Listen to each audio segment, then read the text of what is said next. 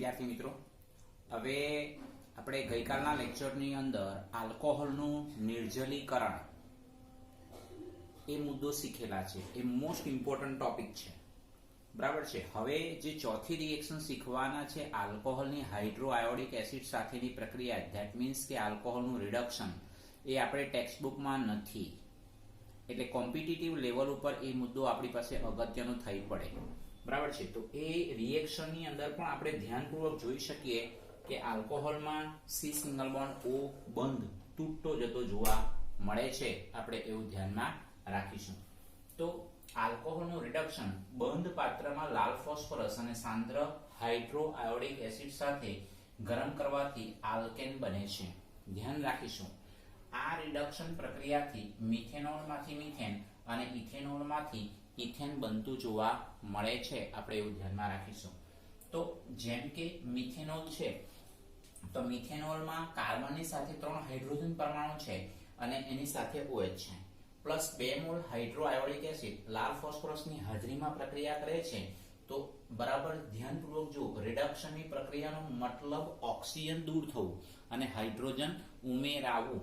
એટલે કાર્બન અને ઓક્સિજન વચ્ચેનો જો બંધ તૂટે તો જ ખરેખર બસ હાઇડ્રોજન એટેચ થતો જોવા મળે, એટલે CH4 આપણને મળે. અહીંયાથી તમે જુઓ તો આયોડિન એટલે I2 મળશે, આ હાઇડ્રોજનના 2, બરાબર છે, અને ઓક્સિજનનો 1 એટલે H2O. એટલે આપેલી રિએક્શનમાંથી ઓક્સિજન દૂર થાય છે, એટલે રિડક્શનની પ્રક્રિયા થઈ ગઈ. મિથેનોલ પ્લસ ટ્વાઇસ HI લાલ phosphorus CH4 plus iodine plus H2O. આપણે આવું ધ્યાનમાં રાખીશું. બીજી રિએક્શન બી સેમ એવી જ છે. ઇથેનોલ પ્લસ ટ્વાઇસ HI લાલ ફોસ્ફરસની હાજરીમાં. તો અહીંયાથી તમે જુઓ, ખાસ કરીને આ ઓક્સિજન કમ્પ્લીટલી દૂર થાય, હાઇડ્રોજન અહીંયા એટેચ થાય, એટલે 2 કાર્બન વાળો આલ્કોહોલ છે, તો 2 કાર્બન વાળો ઇથેન પ્રાપ્ત થાય, આયોડિન પ્લસ H2O આપણે પ્રાપ્ત થાય છે. આપણે એવું ધ્યાનમાં રાખીશું.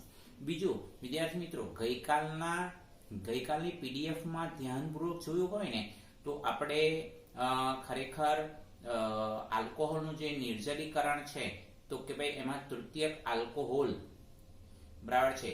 તો ખરેખર એની એક જે PDF ફાઇલ છે એક્સ્ટ્રા છે, તો એને તમે ધ્યાનમાં લેશો નહીં, બરાબર છે. એટલે એ મુદ્દાની આપણે લ્યુકાસ કસોટીમાં આપણે છે ને મિકેનિઝમ આપેલું છે, તો એ મિકેનિઝમ આપણે કન્સિડર કરવાનું નથી, કારણ કે આપણી બુકમાં નથી. એ મિકેનિઝમ ખાલી સમજવા માટે એ જ છે, બરાબર છે. તો એ એક મુદ્દો આપણે ધ્યાનમાં લઈશું. હવે વિદ્યાર્થી મિત્રો, હવે આપણે જે મુદ્દો ડિસ્કશન કરીએ છીએ ને, એ આપણે કોમ્પિટિટિવ એક્ઝામને માટે ઉપયોગી થઈ પડશે, બરાબર છે, કારણ કે આ ટોપિક એક સાથે રિલેટેડ છે. તો લ્યુકાસ કસોટીની અંદર આપણે એવું શીખેલા છે કે ભાઈ પ્રાથમિક આલ્કોહોલ એટલે એ ખરેખર SN2 રિએક્શન આપે, જ્યારે SN1 રિએક્શન કોણ આપે?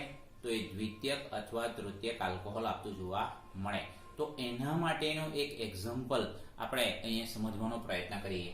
તો જુઓ, SN1 દ્વારા દ્વિતીયક અને તૃતીયક આલ્કોહોલ હંમેશા રીએરેન્જ પ્રોડક્ટ આપતું જોવા મળે છે. રીએરેન્જ પ્રોડક્ટનો મતલબ એવો થશે કે એની અંદર હાઇડ્રાઇડ નું સ્થળાંતર થતું હોય છે, આપણે એવું કહી શકાય. એનું આપણે એક એક્ઝામ્પલ સમજીએ. એટલે એક્ઝામમાં તમને આ MCQ માં કેવી રીતે પૂછાય એની આપણે સ્પષ્ટતા કરી દઈએ. તો ખરેખર આપણને એવી રીતે આપવામાં આવે કે ભાઈ માની લો કે ભાઈ 3 મિથાઇલ બ્યુટેન ટુ ઓલ નું આ સ્ટ્રક્ચર છે, તો આટલે એરો આપી દે અને અહીંયા લખી દે બસ છે સાંદ્ર HCl, બસ આટલું જ લખે. તો સાંદ્ર HCl એટલે આપણે એવું સમજવાનું કે એ લ્યુકાસ કસોટી છે, બરાબર છે. તો આ 3 મિથાઇલ બ્યુટેન ટુ ઓલ નું સ્ટ્રક્ચર આપેલું હોય અથવા નામ આપેલું હોય, તો એની મુખ્ય નિપજ શું મળશે? તો તમે જુઓ, 3 મિથાઇલ બ્યુટેન ટુ ઓલ છે, તો ઓક્સિજન ઉપર અબંધકારક ઇલેક્ટ્રોન યુગ્મ છે, તો ઓક્સિજન પરમાણુ એ ઇલેક્ટ્રોન યુગ્મ પ્રોટોનને આપી દેશે, એટલે પ્રોટોન આની સાથે જોડાવાનો, એટલે H2O નો અણુ બનવાનો, ઓક્સિજન પોઝિટિવલી ચાર્જ મળવાનો. તો હવે તમે સમજો કે આ આખો બોન્ડ બ્રેક થાય એટલે H2O નો અણુ દૂર થાય. H2O નો અણુ દૂર થાય એટલે અહીંયા આપણને કાર્બોકેટાઇન મળવાનો છે. તો એ આપણને દ્વિતીય કાર્બોકેટાઇન આપણને મળે, બરાબર છે. અહીંયાથી H2O નો અણુ દૂર થાય એટલે દ્વિતીય કાર્બોકેટાયન મળે, જે ઓછો સ્થાયી છે. આપણે એવું ધ્યાનમાં રાખીશું. હવે આ દ્વિતીય કાર્બોકેટાયન ઉપર બરાબર છે આપણે આ હાઇડ્રાઇડનું શિફ્ટિંગ કરીએ. હાઇડ્રાઇડનું શિફ્ટિંગ કરીએ એટલે 1 2 પોઝિશન પર આપણે હાઇડ્રાઇડનું શિફ્ટિંગ કરીએ છે. બરાબર છે. તો 1 2 હાઇડ્રાઇડનું શિફ્ટિંગ એટલે કે અહીંયાથી હાઇડ્રોજન અહીંયા સ્ટાર્ટ થશે એટલે અહીંયા તમારો તૃતીય કાર્બોકેટાયન આપણે પ્રાપ્ત થતું જોવા મળે. એટલે આ CH3 છે, આ Ca2 Ca3 જો આવ્યા. એટલે તૃતીય કાર્બોકેટાયન જે સૌથી વધારે સ્ટેબલ છે આપણે એવું ધ્યાનમાં રાખીશું.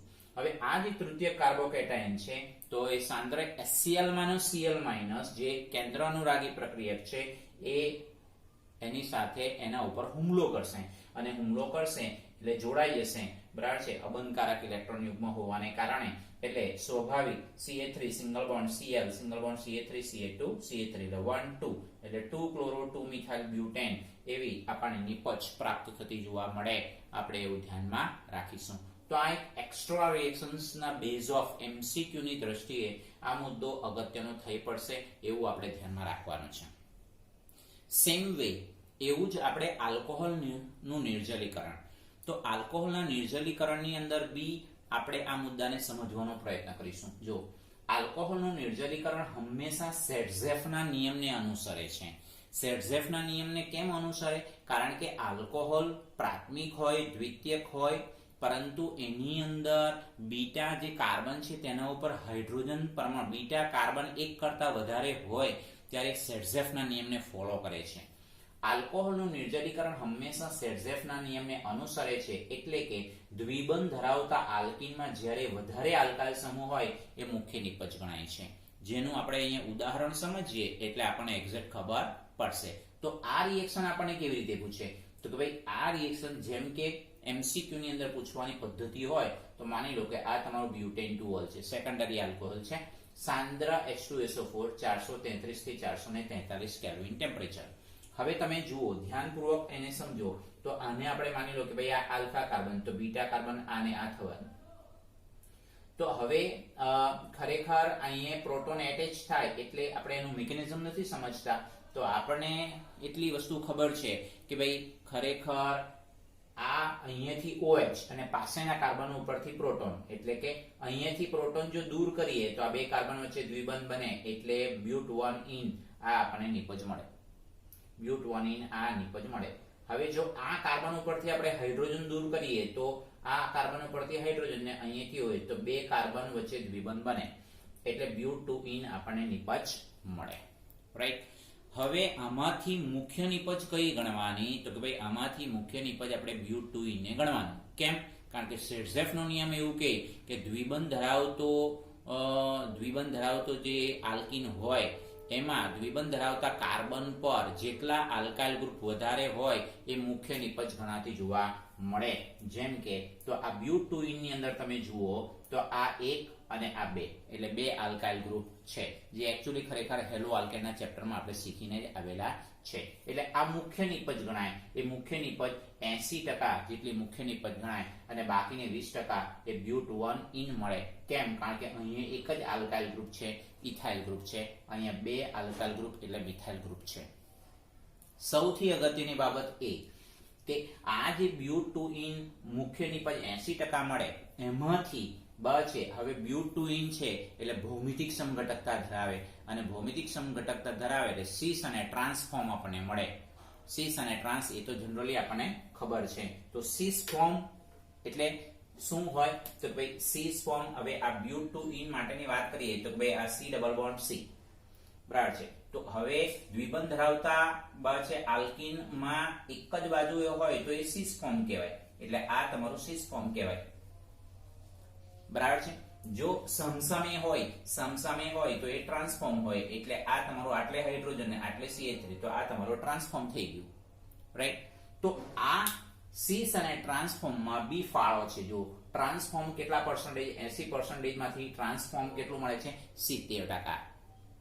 અને 10% શું મળે છે? સીસ ફોર્મ આપણને પ્રાપ્ત થતું જોવા મળે. એટલે બ્યુટ2 મુખ્ય નિપજ મળે છે. એટલે આલ્કોહોલનું નિર્જલીકરણ. એટલે તમને MCQ માં શું આપશે? બ્યુટેન ટુ ઓલ સાંદ્ર H2SO4 433 થી 443 કેલ્વિન. પછી ઓપ્શનમાં તમને લખેલું હશે બ્યુટોનિન, બ્યુટુઇન, બરાબર છે, પેન્ટોનિન, એ રીતના ઓપ્શન આપેલું હશે. તો આપણી મુખ્ય નિપજ કઈ ગણાશે? તો મુખ્ય નિપજ બ્યુટુઇન ગણાશે. સેટઝેફના નિયમને ફોલો કરે છે એટલા માટે. સેમ વે એવા બીજા બે એક્ઝામ્પલને આપણે સમજીશું. આ તો દ્વિતીયક આલ્કોહોલ હતો, પરંતુ પ્રાથમિક આલ્કોહોલમાં પણ રીએરેન્જ થાય છે. જેમ આપણે અહીંયા લ્યુકાસ ટેસ્ટ માટે આપણે શીખીને આવેલા છે. તો જો 2 મિથાઇલ પ્રોપેન 1 ઓલ, હવે 2 મિથાઇલ પ્રોપેન 1 ઓલ ની અંદર બી તમને ખરેખર આવી રીતે જ આપી દેવામાં આવશે સાંદ્ર H2SO4. પછી સાંદ્ર H2SO4 એવી રીતે જ આપી દેવામાં આવશે. તો આપણે ડિસાઈડ કરવાનું કે ભાઈ આ નિર્જલીકરણની પ્રક્રિયા છે કે નહીં. સાંદ્ર H2SO4 આપેલું હોય, ટેમ્પરેચર આપેલું હોય, એટલે આપણે સમજવાનું થાય કે આલ્કોહોલની નિર્જલીકરણની પ્રક્રિયા. તો હવે આ તમારો આલ્ફા કાર્બન થઈ ગયો, સમજો, આ તમારો આલ્ફા કાર્બન થઈ ગયો, બરાબર છે. હવે આ બીટા કાર્બન, એટલે આપણે જો ડિસાઈડ કરીએ તો કે ભાઈ અહીંયાથી OH અને અહીંયાથી હાઇડ્રોજન, તો આ બે કાર્બન વચ્ચે દ્વિબંધ બને, અને બે કાર્બન વચ્ચે જો દ્વિબંધ બને તો CH3 single bond CCH3 double bond CH2, એટલે 2 મિથાઇલ પ્રોપીન એવી આપણને નિપજ પ્રાપ્ત થતી જોવા મળે આપણા રૂલ્સ અને રેગ્યુલેશન પ્રમાણે. પણ એકચ્યુઅલી એવું થતું નથી. શું થાય છે? રીએરેન્જ થાય છે, જુઓ. અને એ રીએરેન્જ મિકેનિઝમ સાથે સીધે સીધું દર્શાવેલું છે. એટલે પહેલું શું છે કે ભાઈ પ્રોટોન એટેચ થાય, એટલે અહીંયા H2O બને. H2O બને એટલે એ H2O ને આપણે દૂર કરવાનું, એટલે આપણને પ્રાથમિક કાર્બોકેટાઇન મળ્યો.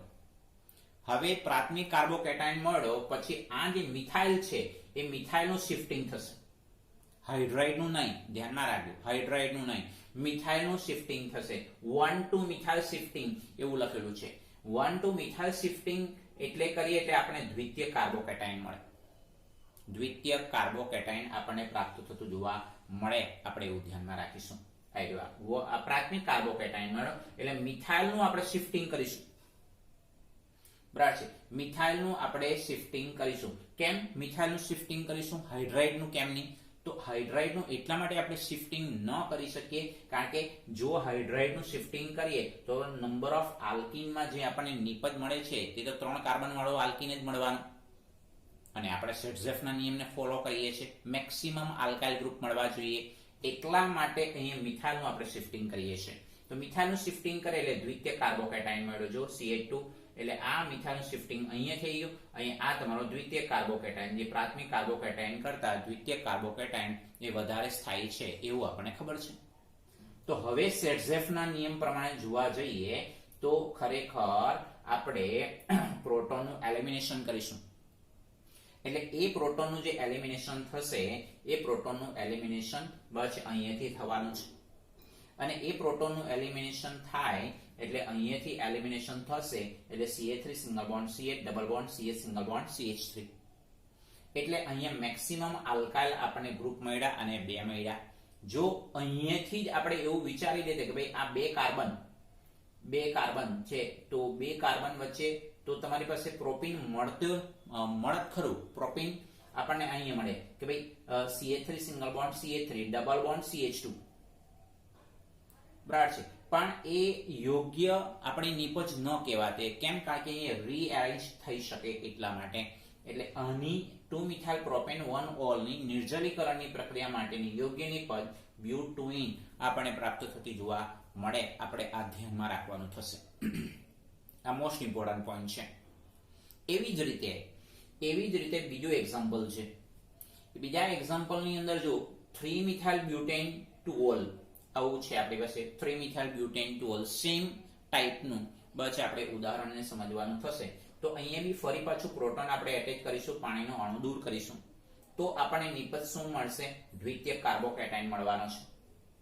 હવે આ જે દ્વિતીય કાર્બોકેટાઇન મળે છે વિદ્યાર્થી મિત્રો, એ દ્વિતીય કાર્બોકેટાઇન પર હાઇડ્રાઇડનું શિફ્ટિંગ કરીશું. ભલે મિથાઇલ ગ્રુપ છે પણ હાઇડ્રાઇડનું શિફ્ટિંગ કરીશું, બરાબર છે. 1 to હાઇડ્રાઇડ શિફ્ટિંગ કરીએ છીએ એટલે CH2 આપણને મળે છે. આ CH2 આપણી પાસે મળી ગયું, બરાબર છે. અને આ આપણને મળે છે તૃતીય કાર્બોકેટાયન, જે દ્વિતીય કાર્બોકેટાયન કરતા સૌથી વધારે સ્થાયી છે, આપણે એવું ધ્યાનમાં રાખીશું. એટલે જ્યાંથી શિફ્ટિંગ થાય છે તો એ બે કાર્બન વચ્ચે દ્વિબંધ આપણને પ્રાપ્ત થવાનો છે. એટલે અહીંયાથી તમે જુઓ તો ખાસ કરીને બે કાર્બન વચ્ચે આપણી પાસે અહીંયા દ્વિબંધ બનવાનો, હાઇડ્રાઇડ એ દૂર થઈ જશે, આ હાઇડ્રાઇડ અહીંયાથી કમ્પ્લીટલી દૂર થાય, એટલે તમે જોઈ શકો આ CH3 સિંગલ બોન્ડ CH3 અને આ બે કાર્બન વચ્ચે દ્વિબંધ એટલે CH સિંગલ બોન્ડ CH3. બરાબર છે. એટલે આપણી પાસે જે કંઈક આપણી પાસે નિપજ મળે છે એ નિપજનું નામ આપણે શું લખી શકીએ? તો કોઈ સિમ્પલ તમે વિચારી લો કે ભાઈ આ તમારી પાસે આ 1 આ 2 બરાબર છે અને ખરેખર આ 3 અને આ 4. એટલે આને બી આપણે ખરેખર જો રીએરેન્જ કરીએ તો આપણી પાસે એનો આન્સર શું મળશે? તો એનો આન્સર આપણને શું પ્રાપ્ત થતું જોવા મળે? તો કે ભાઈ 2 મિથાઇલ એવું લખાશે. બરાબર છે. એટલે આને તમારે દાખલા તરીકે તમારે લખવું હોય તો આપણે એવું લખી શકીએ, બરાબર, CH3 સિંગલ બોન્ડ CH3 બરાબર double bond CH single bond CH3 આમ થઈ જશે. બસ એટલે આ 1 2 3 અને 4 એટલે 3 મિથાઇલ બ્યુટુઇન, 3 મિથાઇલ બ્યુટુઇન એવું નિપજનું નામ આપણે પ્રાપ્ત થતું જોવા મળે. આપણે એવું ધ્યાનમાં રાખી શકાય. તો સોરી 3 મિથાઇલ બ્યુટુઇન નહીં પણ 2 મિથાઇલ લખાશે. આ 1 2 કારણ કે આ બાજુથી નંબરિંગ આપશે. 2 મિથાઇલ બ્યુટુઇન, 2 મિથાઇલ બ્યુટુઇન એવું આપણને નિપજનું નામ પ્રાપ્ત થતું જોવા મળે. આપણે એવું ધ્યાનમાં રાખીશું. તો આ એક મહત્વની જે રિએક્શન છે આલ્કોહોલના નિર્જલીકરણ માટે, તો એ આપણે ધ્યાનમાં રાખીશું. એટલે અહીંયા લખી દઈશું 2 મિથાઇલ બ્યુટુઇન, બ્યુટુઇન સેરઝેફના નિયમને ફોલો કરતું જોવા મળે. આપણે એવું ધ્યાનમાં રાખીશું. તો હજુ પણ એલ્યુમિના વાળો જે મુદ્દો છે એ બાકી છે. પછી આપણે આલ્કોહોલનું ઓક્સિડેશનની રિએક્શનને સમજવાનો પ્રયત્ન કરીએ. ઓકે.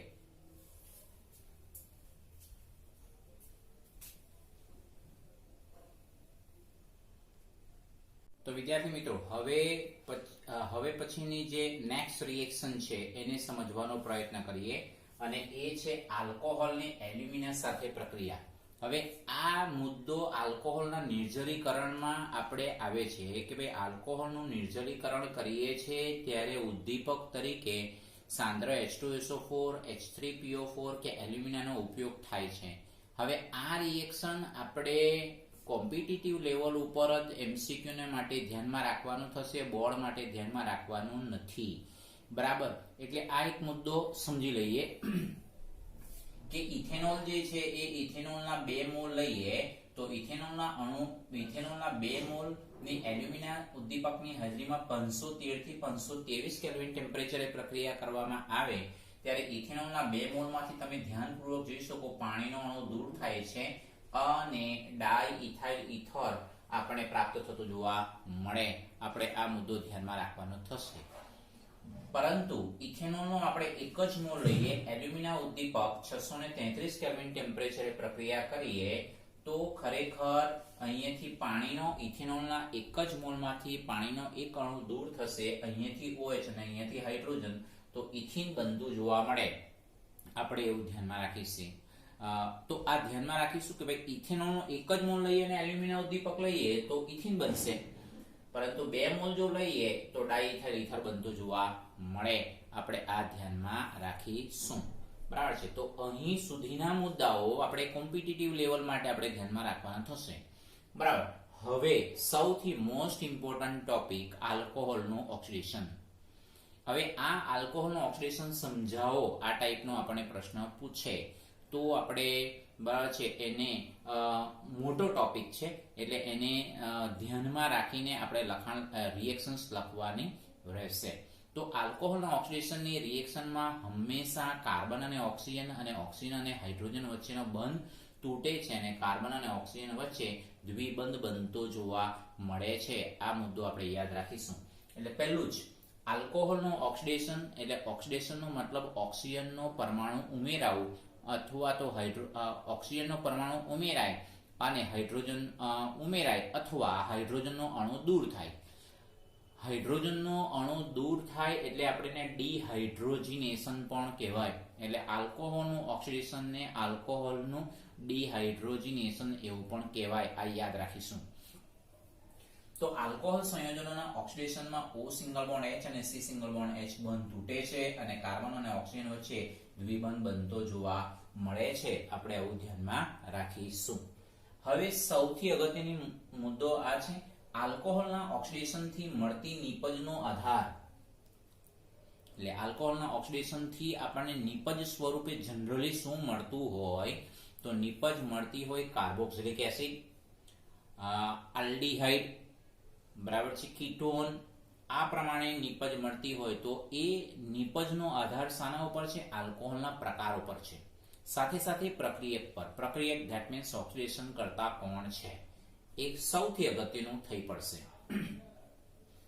આલ્કોહોલના ઓક્સિડેશનથી મળતી નિપજનો આધાર આલ્કોહોલના પ્રકાર અને પ્રક્રિયક પર છે. પ્રક્રિયક એટલે ઓક્સિડેશન કરતા કયો છે? પ્રબળ ઓક્સિડેશન કરતા કે નિર્બળ ઓક્સિડેશન કરતા? તો એમાંનો એક નિર્બળ ઓક્સિડેશન કરતા પેરિડિનિયમ ક્લોરોક્રોમેટ. હવે એ પેરિડિનિયમ ક્લોરોક્રોમેટ બરાબર છે શું, કેવી રીતે બને છે એને સમજી લઈએ. પહેલા મંદ ઓક્સિડેશન કરતા છે, નિર્બળ ઓક્સિડેશન કરતા છે. તો pyridine પ્લસ ક્રોમિયમ ટ્રાયોક્સાઇડ અને HCl એની સાથે રિએક્શન થાય એટલે નાઇટ્રોજન પરમાણુ પોતાનું જે ઇલેક્ટ્રોન યુગ્મ છે જનરલી હાઇડ્રોજનને આપી દે એટલે pyridinium ક્લોરોક્રોમેટ PCC N+HCrO3Cl- આ રીતે એક નિર્બળ ઓક્સિડેશન કરતા બનતો જોવા મળે છે. આપણે એવું ધ્યાનમાં રાખીશું. આનું સ્ટ્રક્ચર કોમ્પિટિટિવ લેવલ ઉપર આપણને આવું પૂછી શકે કે ભાઈ એનું બંધારણ શું છે?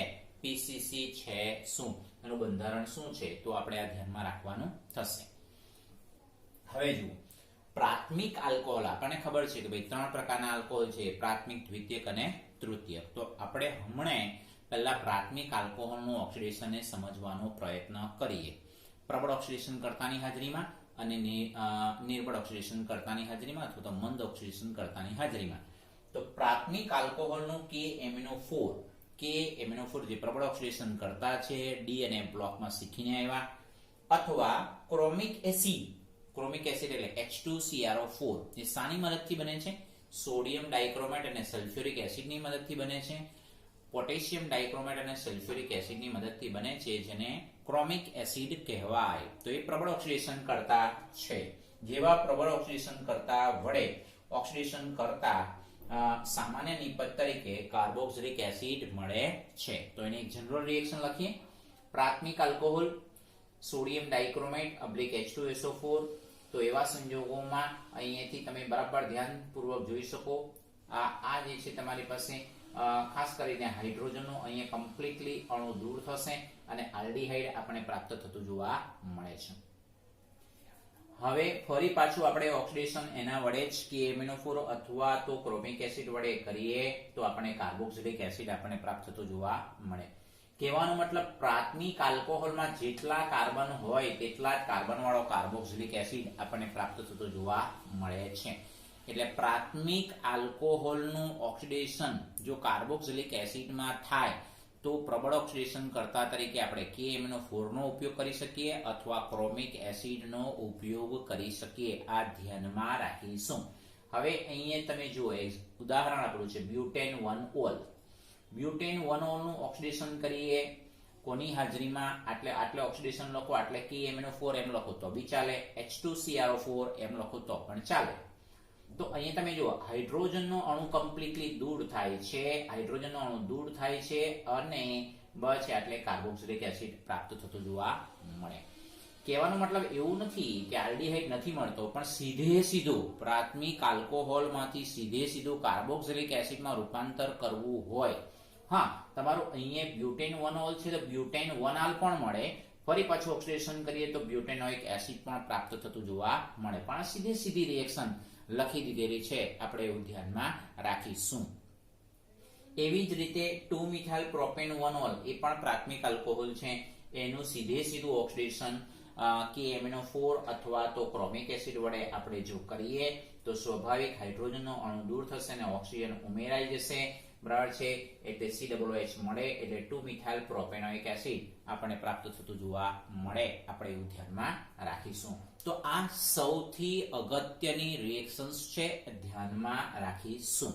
આમાંથી એક્ઝામમાં પૂછાય તો કોઈ પણ એક એક્ઝામ્પલ લખો તો પણ ચાલે. સેકન્ડ, હવે પ્રાથમિક આલ્કોહોલનું PCC જેને આપણે શીખીને આવ્યા નિર્મળ ઓક્સિડેશન કરતા પેરિડિનિયમ ક્લોરોક્રોમેટ કોલિન્સ રિએજન્ટ. હવે આ કોમ્પિટિટિવ લેવલ માટે છે, આ બે ઓક્સિડેશન કરતા કોમ્પિટિટિવ લેવલ માટે છે. આ આપણે બોર્ડના રિલેટેડ ધ્યાનમાં રાખવાનું થશે. પ્રાથમિક આલ્કોહોલનું PCC કોલિન્સ રિએજન્ટ જેનું સૂત્ર CrO3 2C5H5N, ધેટ મીન્સ કે આ પિરિડિન છે. પિરિડિનના 2 મોલ CrO3. કહેવાનો મતલબ પ્રાથમિક આલ્કોહોલનું ઓક્સિડેશન માત્ર આલ્ડીહાઇડ પૂરતું સીમિત રાખવું હોય તો ક્રોમિયમની સંયોજકતા 6 હોય એવા મંદ અથવા નિર્બળ ઓક્સિડેશન કરતાનો ઉપયોગ કરવાનો થાય. આટલી વસ્તુ ધ્યાનમાં રાખીશું. પ્રાથમિક આલ્કોહોલનું ઓક્સિડેશન માત્ર આલ્ડીહાઇડ પૂરતું સીમિત રાખવું હોય તો ઓક્સિડેશન કરતા તરીકે કોનો ઉપયોગ કરવો કે જેમાં ક્રોમિયમની સંયોજકતા +6 હોય. એમાં CrO3 પણ આવે, પેરિડિનિયમ ક્લોરોક્રોમેટ પણ આવે, પછી કોલિન્સ રિએજન્ટ પણ આવે, પેરિડિનિયમ ડાઇક્લોરોક્રોમેટ પણ આવતું જોવા મળે. PDC એટલે પેરિડિનિયમ ડાઇક્રોમેટ જેવા મંદ ઓક્સિડેશન કરતા વડે ઓક્સિડેશન કરતા આલ્ડીહાઇડ બને છે, કાર્બોક્સિલિક એસિડ બનતો નથી. આ ધ્યાનમાં રાખીશું. આ પ્રક્રિયા ડાઇક્લોરો મિથેન જેવા દ્રાવક નિર્જળ દ્રાવકમાં કરવામાં આવતું જોવા મળે. આપણે એવું ધ્યાનમાં રાખીશું. જેમ કે ઉદાહરણ આપણે બુકમાં પણ આપેલું છે, બ્યુટ2 બરાબર છે. તો આ બ્યુટ2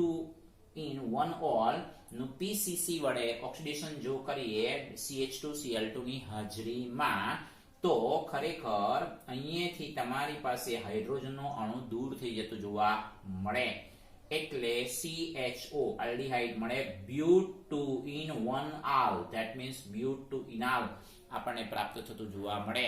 આપણે આવું ધ્યાનમાં રાખીશું. આ મોસ્ટ ઇમ્પોર્ટન્ટ રિએક્શન્સ છે, ધ્યાનમાં રાખીશું. નામ પણ ધ્યાનમાં રાખવાના છે. કહેવાનો મતલબ પ્રાથમિક આલ્કોહોલ નું ઓક્સિડેશન માત્ર આલ્ડીહાઇડ પૂરતું સીમિત રાખવું હોય તો આટલા CrO3, તમને બુકની અંદર CrO3 નો બી ઉપયોગ કરી શકો જેમાં ક્રોમિયમની સંયોજકતા +6 આવવાની. Only for CrO3, PCC, PDC, Collins reagent આટલામાંથી કોઈ પણ મંદ ઓક્સિડેશન કરતા તરીકે તમે ઉપયોગ કરી શકશો.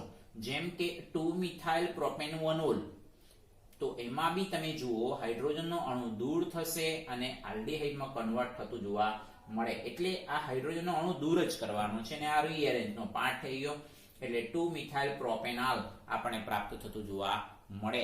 આપણે એવું ધ્યાનમાં રાખીશું. હજુ રિએક્શન બાકી છે. કેમ? કારણ કે હજુ દ્વિતીયક આલ્કોહોલનું ઓક્સિડેશન, તૃતીયક આલ્કોહોલ વિશેની જાણકારી, હજુ ઓક્સિડેશનની રિએક્શન્સ આપણી બાકી છે. તો હવે પછી સમજીએ.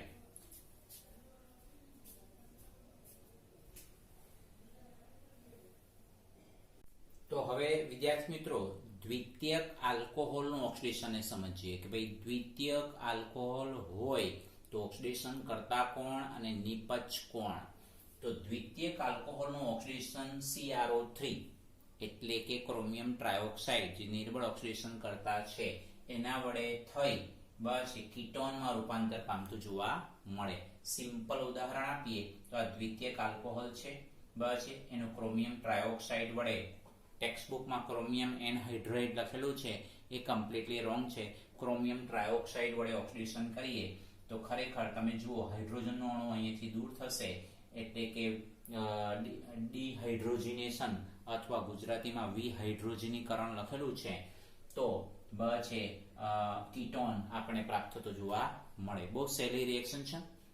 ઉદાહરણ જોઈએ, પ્રોપેન્ટોલ એનું ઓક્સિડેશન CrO3 વડે આપણે કરીએ એટલે હાઇડ્રોજનનો અણુ દૂર થશે, કાર્બન અને ઓક્સિજન વચ્ચે દ્વિબંધ બનતો જોવા મળે છે. આપણે એવું ધ્યાનમાં રાખી શકાય. તો અહીં ખરેખર એસિટોન બને છે, પ્રોપેનોન બને છે, ડાયમિથાઇલ કીટોન બને છે. એવી રીતે સાયક્લોહેક્ઝેનોલ એ પણ દ્વિતીયક આલ્કોહોલ છે, એનું પણ CrO3 વડે ઓક્સિડેશન કરીએ તો સાયક્લોહેક્ઝેનોન પ્રાપ્ત થાય છે, આપણે એવું ધ્યાનમાં રાખીશું. હવે વિદ્યાર્થી મિત્રો સૌથી અગત્યનો તૃતીયક આલ્કોહોલ. તો જુઓ, તૃતીયક આલ્કોહોલ સંયોજનો ઓક્સિડેશન પ્રક્રિયા આપતા નથી. કેમ નથી આપતા? તો સિમ્પલ છે. તૃતીયક આલ્કોહોલ જેમ કે આ દ્વિતીયક આલ્કોહોલમાં જો હાઇડ્રોજનનો અણુ છે, પ્રાથમિક આલ્કોહોલમાં પણ હાઇડ્રોજનનો અણુ છે, પણ તૃતીયક આલ્કોહોલના અણુમાં કાર્બન પાસે હાઇડ્રોજનનો અણુ નથી, એટલે ઓક્સિડેશન પ્રક્રિયા આપતા નથી. પણ કયા સંજોગોમાં?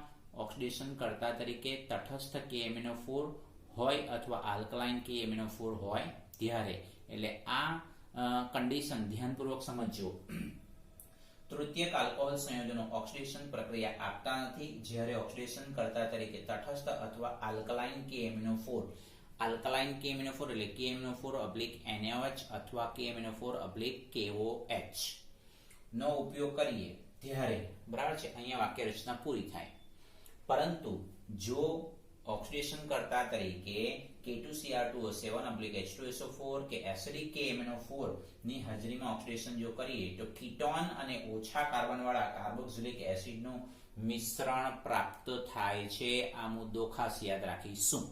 બસ, તો એના માટે સીધું તૃતીયક આલ્કોહોલનું પહેલા આલ્કીનમાં કન્વર્ટ કરવું પડે અને પછી આપણે એનું ઓક્સિડેશન કરવું પડશે. જેમ કે આપણી પાસે તૃતીયક બ્યુટાઇલ આલ્કોહોલ છે, તો એમાંથી પાણીનો અણુ દૂર કરવાનો, બરાબર છે. H+ એટલે એસિડની હાજરીમાં, બરાબર છે, OH અને પાણીનો અણુ દૂર કરીએ એટલે આપણને શું મળે? આઇસોબ્યુટિલિન 2-મિથાઇલ પ્રોપીન. અને આ 2-મિથાઇલ પ્રોપીનનું ઓક્સિડેશન કોના વડે કરવાનું? Acidic KMnO4. એસિડિક KMnO4 વડે જ્યારે ઓક્સિડેશન કરીએ ત્યારે આ જો આ બોન્ડ બ્રેક થાય એટલે આ બોન્ડની અંદર આટલો ભાગ કીટોનમાં બનવાનો, આટલો ભાગ કીટોનમાં ઓક્સિજન ઉમેરાઈ ગયો. જો આ કીટોન એટલે એસિટોન મળ્યો અને આટલો ભાગમાં ઓક્સિજન ઉમેરાવાનો એટલે કાર્બોક્સિલિક એસિડ મળવાનો HCOOH. એટલે ઓછા કાર્બન વાળો, એટલે કે અહીંયા તમે જો 3 કાર્બન વાળો આલ્કોહોલ છે, બરાબર છે, તો 4 કાર્બન વાળો આલ્કોહોલ છે, તો અહીંયા એક જ કાર્બન વાળો કાર્બોક્સિલિક એસિડ પ્રાપ્ત થતો જોવા મળે, જેને ફોર્મિક એસિડ કહેવાય. એટલે એસિટોન અને ફોર્મિક એસિડનું મિશ્રણ પ્રાપ્ત થતું જોવા મળે છે. આપણે એવું ધ્યાનમાં રાખી શકાય. અને હજુ જો આપણે એને ગરમ કરીએ તો અહીંયાથી CO2 નો અણુ દૂર થઈ જતો જોવા મળે, એટલે આપણને મેઇન જે નિપજ છે, મુખ્ય નિપજ એસિટોન પ્રાપ્ત થતું જોવા મળે છે. તો આ એક મુદ્દો સૌથી અગત્યનો થઈ પડશે કે તૃતીયક આલ્કોહોલનું ઓક્સિડેશન કયા સંજોગોમાં થતું નથી. જ્યારે ઓક્સિડેશન કરતા તરીકે તટસ્થ KMnO4 નો તમે ઉપયોગ કરો છો અથવા આલ્કલાઇન KMnO4 નો ઉપયોગ કરો છો ત્યારે એનું ઓક્સિડેશન થતું નથી. પણ એસિડિક KMnO4 ની હાજરીમાં જો ઓક્સિડેશન કરીએ તો કીટોન અને કાર્બોક્સિલિક એસિડનું મિશ્રણ પ્રાપ્ત થતું જોવા મળે. એવું બીજું ઉદાહરણ સમજીએ. 2-મિથાઇલ બ્યુટેન 2-ઓલ એ પણ તૃતીયક આલ્કોહોલ છે. જુઓ, એટલે ફરી પાછું અહીંયાથી પાણીનો અણુ દૂર થાય એટલે આલ્કીન બનશે. અહીંયાથી OH અને અહીંયાથી હાઇડ્રોજન પાસેના કાર્બન પરથી તો આપણને શું મળશે? આલ્કીન પ્રાપ્ત થતું જોવા મળે. એટલે CH3 single bond CH3 double bond CH single bond CH3 એટલે 2-મિથાઇલ બ્યુટુઇન આપણને નિપજ મળે છે. હવે 2-મિથાઇલ બ્યુટુઇન નું ઓક્સિડેશન એસિડિક KMnO4 વડે જો કરીએ તો આટલામાંથી ફરી પાછો એસિટોન મળે છે. જુઓ, એસિટોન મળે છે અને અહીં કાર્બોક્સિલિક એસિડ પ્રાપ્ત થતું જોવા મળે. CH3COOH 2 કાર્બન વાળો કાર્બોક્સિલિક એસિડ પ્રાપ્ત થતું જોવા મળે. એટલે કીટોન અને એસિડિક એસિડનું મિશ્રણ પ્રાપ્ત થતું જોવા મળે. આપણે આવું ધ્યાનમાં રાખીશું. તો આ મુદ્દો એક આપણા માટે અગત્યનો થઈ પડશે. જો કે આ બંને રિએક્શન માત્ર ને માત્ર કોમ્પિટિટિવ વિદ્યાર્થી માટે જ છે. કેમ? કારણ કે બુકની અંદર તો ખાલી વાક્ય રચના આપેલી છે, બસ કોઈ રિએક્શન્સ આપેલી નથી, એટલા માટે. હા, હવે પછી જ્યારે ખરેખર કોપરની હાજરીમાં 573 કેલ્વિન તાપમાને આલ્કોહોલ એટલે કે ઇથેનોલનું આપણે ઓક્સિડેશન જ્યારે કરીએ છીએ ખાસ કરીને, અને એ બુકની અંદર આપણે મેન્શન કરેલું છે કોપરની બાષ્પ વડે, બરાબર છે, ત્યારે ખરેખર જે છે હાઇડ્રોજનનો અણુ કમ્પ્લીટલી દૂર થાય છે. જેમ કે અહીંયા મેન્શન કરેલું છે હાઇડ્રોજનનો અણુ કમ્પ્લીટલી દૂર થાય છે, બરાબર, અને આપણને આલ્ડીહાઇડ મળતો જોવા મળે છે. આપણે એવું ધ્યાનમાં રાખી શકાય. એટલે ઇથેનોલ જે પ્રાથમિક આલ્કોહોલ છે એને કોપરની બાષ્પ પરથી 573 કેલ્વિન ટેમ્પરેચરે બસ આપણે પસાર કરીએ છીએ ત્યારે હાઇડ્રોજનનો અણુ દૂર થાય અને આલ્ડીહાઇડ એટલે કે ઇથેનોલ, જેને સામાન્ય નામ એસિટાલ્ડીહાઇડ તરીકે ઓળખવામાં આવે છે, તે પ્રાપ્ત થતું જોવા મળે, આપણે એવું કહી શકીએ. એવી રીતે દ્વિતીયક આલ્કોહોલ એટલે કે CH3CHOH સિંગલ બોન્ડ CH3 જેને પ્રોપેન્ટોલ અથવા આઇસોપ્રોપાઇલ આલ્કોહોલ કહેવાય, એની પણ કોપરની બાષ્પ વડે 573 કેલ્વિન ટેમ્પરેચરે પ્રક્રિયા કરીએ ત્યારે આ હાઇડ્રોજનનો અણુ, અહીં આપણે જોઈ શકીએ છીએ, આ હાઇડ્રોજનનો અણુ કમ્પ્લીટલી દૂર થાય છે અને આપણે એસિટોન એટલે પ્રોપેનોન પ્રાપ્ત થતું જોવા મળે, આપણે એવું ધ્યાનમાં રાખી શકાય. એ જ પ્રમાણે 2-મિથાઇલ પ્રોપેન્ટોલ જે તૃતીયક આલ્કોહોલ છે, આ તમારો પ્રાથમિક આલ્કોહોલ છે, આ દ્વિતીયક આલ્કોહોલ છે અને આ તૃતીયક આલ્કોહોલ છે. તો આ તૃતીયક આલ્કોહોલની ને પણ કોપરની બાષ્પ પરથી 573 કેલ્વિન ટેમ્પરેચરે પસાર કરીએ ત્યારે તમે જોઈ શકો ખાસ કરીને કોઈ શું બને છે, 2-મિથાઇલ પ્રોપીન બનતું જોવા મળે છે, આપણે એવું ધ્યાનમાં રાખી શકાય. જો અહીંયા આલ્ડીહાઇડ બને છે એટલે કીટોન બને છે, જ્યારે આટલે આલ્કીન પ્રાપ્ત થતું હોય છે, આપણે આ ધ્યાનમાં રાખીશું. તો આ બાબત તૃતીયક આલ્કોહોલ સંયોજન એ નિર્જલીકરણની પ્રક્રિયા અનુભવતું જોવા મળે, આપણે એવું ધ્યાનમાં રાખી શકાય. એટલે અહીંયાથી તમે જોઈ શકો પાણીનો અણુ કમ્પ્લીટલી દૂર થતો જોવા મળે છે, આપણે એવું ધ્યાનમાં રાખીશું. એટલે આટલે H2O આવશે, ધ્યાનમાં રાખીશું H2O, બરાબર. નિર્જલીકરણની પ્રક્રિયા થાય એટલે આટલે -H2O લખ્યું એટલે આપણે અહીંયા લખીશું નહીં, બરાબર છે, અથવા અહીંયા +H2O લખી દો તો આટલે -H2O નહીં લખવાનું, આપણે ધ્યાનમાં રાખીશું. તો આ રીતે આલ્કોહોલનું ઓક્સિડેશનની જે પ્રક્રિયા છે વિદ્યાર્થી મિત્રો એ કમ્પ્લીટ થતી જોવા મળે છે, આપણે એવું ધ્યાનમાં રાખીશું. તો હવે પછી જે છે આપણે સ્વાધ્યાયના પ્રશ્નોને પણ સમજવાનો પ્રયત્ન કરીશું. ઓકે,